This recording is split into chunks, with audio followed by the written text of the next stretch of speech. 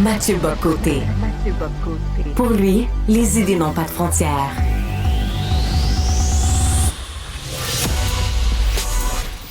Au contraire, les idées mènent le monde. Réflexion, observation, échange, critique, solution. Mathieu Bock-Côté. La mairesse de Montréal, Valérie Plante, a engendré plusieurs commentaires sur les réseaux sociaux à la suite d'une publication qui portait sur le tartan de la ville de Montréal. Et là, elle écrit, je vous en lis un extrait, « L'héritage de la métropole se manifeste dans ce tartan écossais qui représente les peuples fondateurs de Montréal. » De Montréal. Je rejoins à Paris Mathieu Bock-Côté. Salut Mathieu. Bonjour! Est-ce que réellement les Écossais sont un peuple fondateur de Montréal? Non, mais on est dans la falsification historique la plus complète. Hein? On va se le rappeler encore une fois, l'histoire nous permet quelquefois de démonter soit des sottises, soit des mensonges, soit de l'idéologie. J'ignore lequel des trois éléments explique la déclaration de Mme Plante. Donc, dans les années, autour de 1830, du début des années 1830, les premières armoiries de Montréal sont adoptées, et là, on mentionne l'origine des communautés qui habitent Montréal à ce moment. C'est une chose, mais on parle pas de peuple fondateur de Montréal. On parle de communauté présente. Ben, c'est fondamental. Dans les années 1930, les armoiries telles qu'on les connaît un peu aujourd'hui sont adoptées, et là, encore une fois, les communautés d'origine. Autour, je pense, de 2017, on a voulu remarquer l'importance des Amérindiens dans la symbolique montréalaise. Et là, qu'est-ce qu'on a fait? On a rajouté un 5e symbole. Et là, on a basculé, mais ça faisait un temps que ça traînait dans le vocabulaire quand même, dans l'idée des peuples fondateurs de Montréal. Et là, donc, il y a les Irlandais, les Écossais, les Anglais, les Québécois, les Français et les Amérindiens.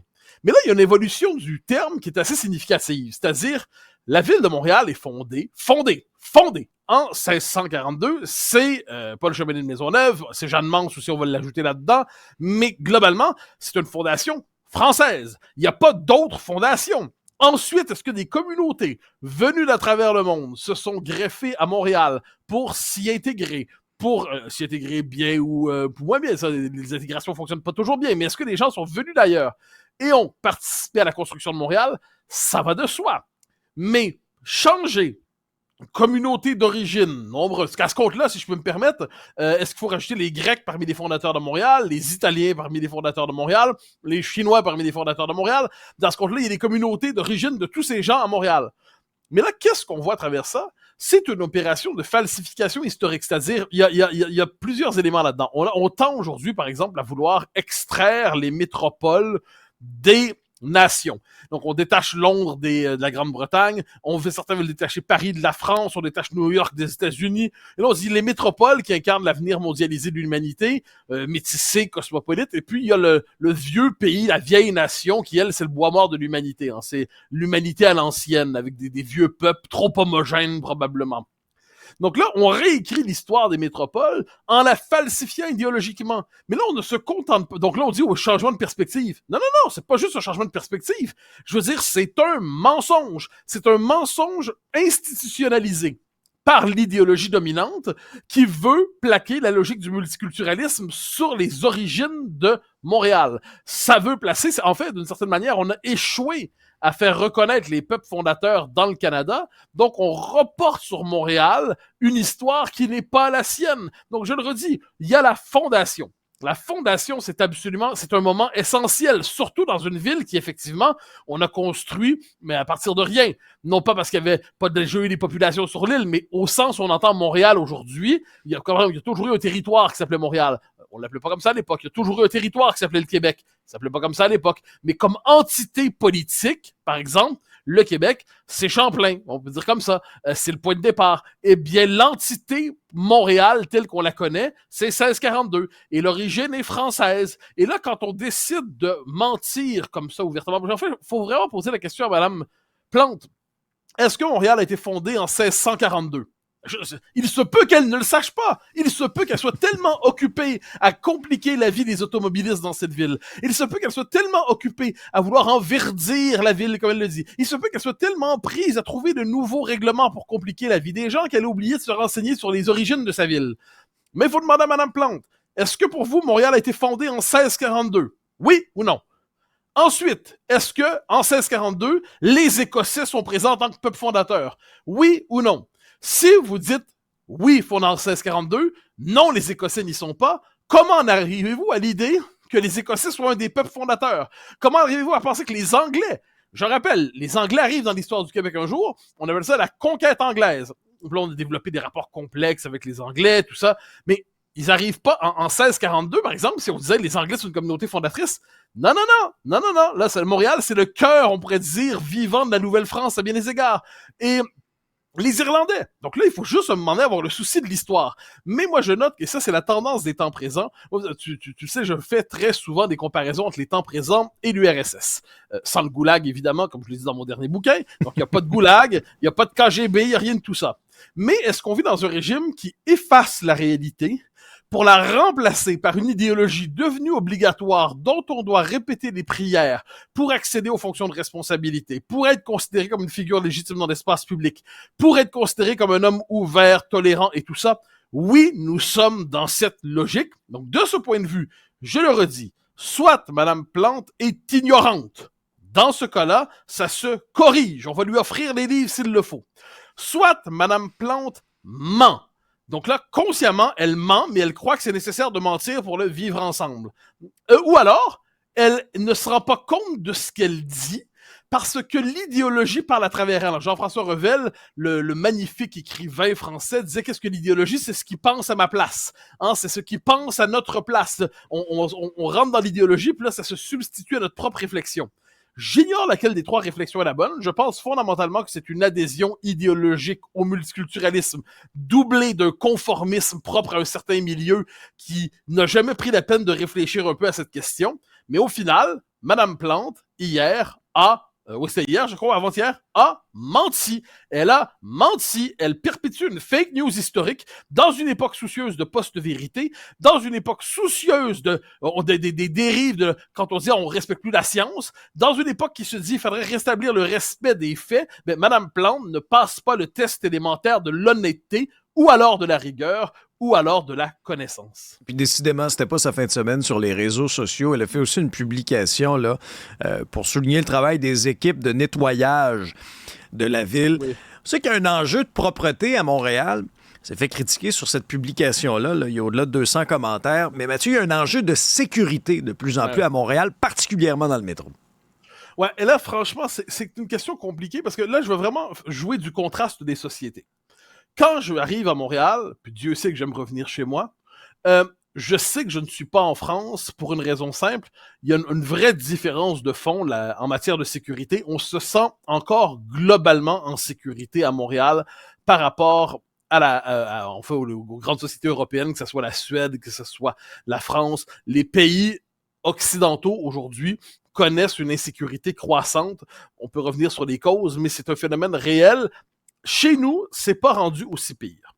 Donc, si on veut le comparatif d'un pays à l'autre, ça va bien. Je donne l'exemple des femmes, par exemple. Moi, c'est un marqueur. Le nombre de mes amies filles à Paris qui, si elles prennent telle ligne de métro, vont s'habiller différemment que si elles prennent telle autre ligne de métro parce qu'elles ont compris qu'elles vont se faire harceler sexuellement de manière assez intense. C'en est vraiment pénible, on doit comprendre. Donc, selon la ligne qu'elles prennent, selon le coin de Paris où elles vont s'habiller différemment. Le nombre d'amis que j'ai à Paris, des amis filles toujours, tu sais, les gars, c'est un peu plus facile dans la vie, on est plus grand, on est plus gros, donc c'est plus tough s'en prendre à nous. Et s'en prendre à une femme, c'est toujours, c'est quand même, c'est le bonheur des lâches. Hein. C'est-à-dire, la cible est plus facile et on peut chercher à s'en emparer, et puis on croit avoir un droit sur elle. Alors, qu'est-ce qu'on voit là-dedans? Eh bien, combien d'amis filles ont commencé à prendre des cours d'autodéfense? Je me rappelle, l'une d'entre elles m'avait dit une phrase qui m'avait bouleversé. Je ne me fie pas aux hommes autour de moi pour me défendre, je suis donc obligé de me mettre à la boxe moi-même. Et ça, c'est pas l'exception, j'en entends souvent, on me le raconte souvent. Donc ça, c'est la France aujourd'hui des transports en commun, donc le Québec comparé à ça, franchement, ça va bien. Mais si on compare à ce qu'on était, je dirais, il y a 30 ans, 20 ans, 15 ans, il y a quand même un basculement que l'on ressent. Ouais, très juste. En fait, très honnêtement, 50 depuis que je suis parti, et quand je reviens, je le sens, je le vois, on le constate. Puis tout vient ensemble. Là. La ville, on pourrait dire, n'est plus nécessairement un modèle de propreté. Bon, on peut penser qu'il n'y a pas de lien à ça, mais moi je pense qu'il y a un problème dans le fait que c'est une forme de relâchement. C'est-à-dire la ville en tant que telle se relâche. Elle est moins propre, elle est moins sécuritaire, elle est moins belle, elle est moins... Et là, la question de la sécurité pour les femmes. On connaît l'histoire qui est arrivée à la fille d'un de nos amis. Et de Richard. Qui va dans le métro, bien sûr, qui se fait agresser dans le métro. On connaît l'histoire de ces jeunes qui ont tapé sur un itinérant, je crois, les histoires se multiplient. Et là, donc, va falloir faire un peu de sociologie là-dedans. Je dirais, va falloir chercher à comprendre, donc, quels sont les quartiers où ça s'intensifie? Dans quel contexte? Vers quelles heures? Quel est le profil des agresseurs? Quels sont les motifs des agresseurs si on réussit à les savoir? Mais il va falloir avoir une vision moins générale de cette insécurité. J'entends des jeunes ont agressé. Faut être un peu plus précis. Moi, je sais, on n'a pas encore les données, mais il faut demander des données pour savoir ce qui s'est passé à Montréal depuis un certain temps pour qu'on connaisse cette hausse de l'insécurité. Moi, je trouve ça assez... parce que je n'ai pas envie, en fait, je le dis comme ça, je n'ai pas envie qu'un moment donné, on soit rendu un peu comme en France. On n'est pas à la veille. Mais on sait à quel point les choses peuvent aller vite dans nos sociétés. On sait à quel point, quand ça commence à mal aller, il y a un effet de reproduction. Il y a des histoires en France, en ce moment, c'est effrayant. Là. C'est-à-dire, là, je bascule un instant, mais un jeune qui s'est fait battre à mort parce qu'on l'a accusé d'entretenir la possibilité des échanges sexuels, en fait, évoquant la sexualité de manière libérée avec une jeune fille. Et là, il y a une forme de crime d'honneur qui a eu lieu pour le sanctionner. Donc là, il faut bien voir ce dont on parle. Une jeune femme, Samara, j'espère ne pas massacrer son nom, qui s'est fait tabasser, elle passe par le coma parce qu'on l'accusait de s'habiller à l'européenne. Donc là, on disait, tu vas payer.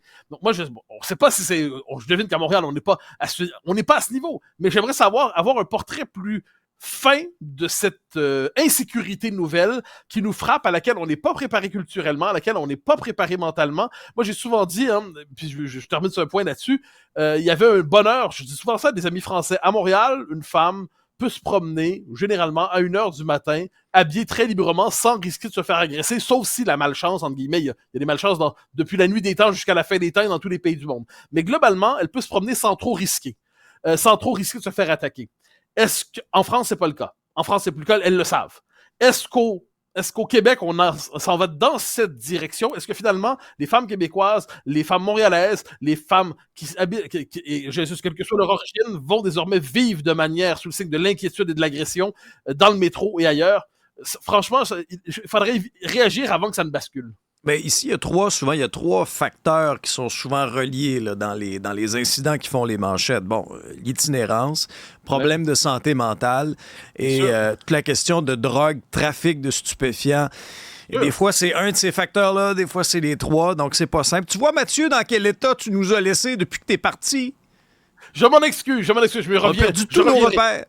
J'aurais pas le pouvoir de tout corriger ça. Oh, à bientôt, cela dit, il m'arrive de passer par chez nous pour me rappeler à quoi ressemble le Québec. Mais cela dit, je reviendrai après l'éclipse.